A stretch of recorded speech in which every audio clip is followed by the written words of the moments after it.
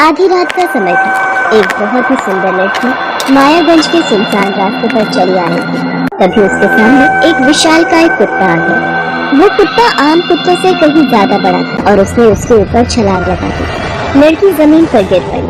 उसके बाद उस कुत्ते ने उसकी गर्दन में अपने दांत गड़ा दिए। नहीं छोड़ेगा, रुक तुझे बताती हूँ। वो लड़की भी उससे भिड़ गई और अपने नाखून उस कुत्ते के पेट में गड़ा दिए। कुत्ता भी दर्द से चींटी करने लगा। क्यों? आ गए होश ठिकाने? अब देख मैं तेरी क्या हालत करती हूँ। अचानक से वो लड़की एक चुड़ैल में बदल गई और उसने उस विशालकाय कुत्ते को अपने हाथों में उठा लिया और अपने मुंह को उसने खोला और उस कुत्ते को निकलने ही वाली थी कि वो कुत्ता भी अपने असली रूप में आ गया और भूत में बदल गया।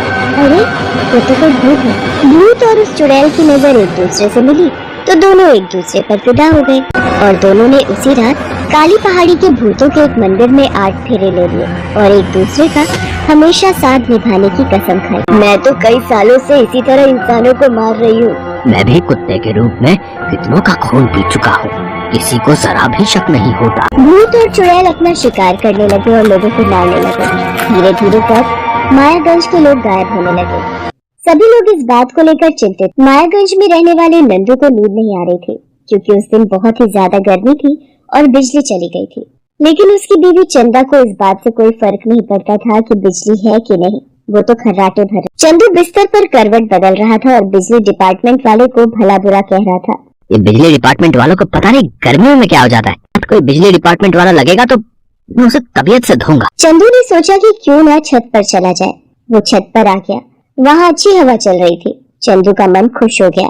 यह सोचकर वो सोने की तैयारी कर रहा था, तभी उसे कुत्ते के जोर जोर से भौंकने की आवाज आई। तो वहाँ जो दृश्य देखा उसे देखकर उसके रोंगटे खड़े हो गए। उसने देखा कि उसी के पड़ोस में रहने वाला चंपकलाल साइकिल से सामने वाली सड़क से लौट रहा था और उसे देखकर उसी रास्ते में बैठा एक विशालकाय कुत्ता भागे जा रहा था। चंपकलाल उसे भगाने की कोशिश कर रहा था लेकिन वो कुत्ता लगातार भागे जा रहा था। उसने साइकिल से उतरकर एक बड़ा सा पत्थर उठाया। तभी उसके सामने एक बहुत ही सुंदर लड़की आ गई। उसे देखते ही वो कुत्ता शांत हो गया। आप कौन हैं? आपको देखकर ये कुत्ता ऐसे शांत कैसे हो गया? मैं इसकी पत्नी जो हूँ। पत्नी?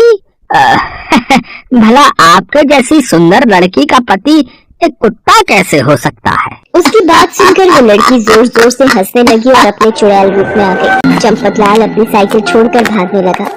तभी उस विशालकाय कुत्ते ने उसकी गर्दन पकड़ ली और उसे खींचकर धड़ से अलग कर दिया। सच में मजा आ रहा है।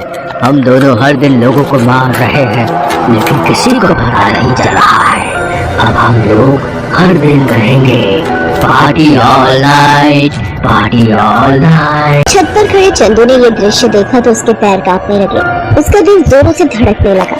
वो भागकर नीचे गया और पत्नी को जगाने लगा। चंदा, अरे जागना।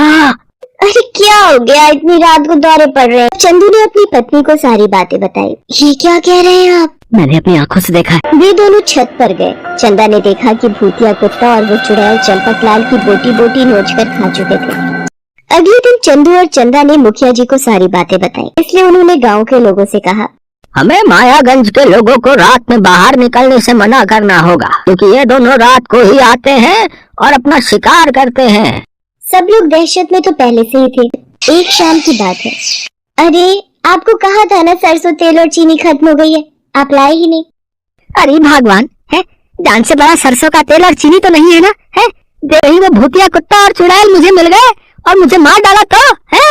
मैं तो भूल ही गई थी। बिल्कुल नहीं जाना है आपको बाहर। 10 दिन बीत गए। कोई भी अब रात को बाहर नहीं निकलता था। आज 10 दिन हो गए, कोई भी शिकार हाथ नहीं लगा। इन गांव वालों ने घर से निकलना ही छोड़ दिया है। देखते हैं आखिर कब तक ये लोग घरों में टुपके रहते हैं।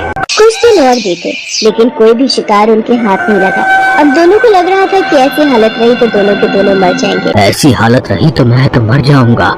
मुझे कुछ तो करना होगा, क्यों ना मैं अपनी पत्नी को ही खा जाऊं। कुछ दिन तक का तो ठिकाना हो जाएगा। चुड़ैल ने अपने पति को मारकर खाने का तय किया। उसी रात उन दोनों ने एक दूसरे पर हमला कर दिया। मैं तुम्हें खाकर अपनी भूख मिटाऊंगी और मैं तुझे खाकर अपनी भूख मिटाऊंगा। वे दोनों काफी देर तक लड़ते रहे और आखिरकार दोनों ने एक दूसरे को मार दिया। अगली सुबह पूरे गांव में खुशियों का माहौल था क्योंकि उन्हें चुड़ैल और भूतिया कुत्ते से मुक्ति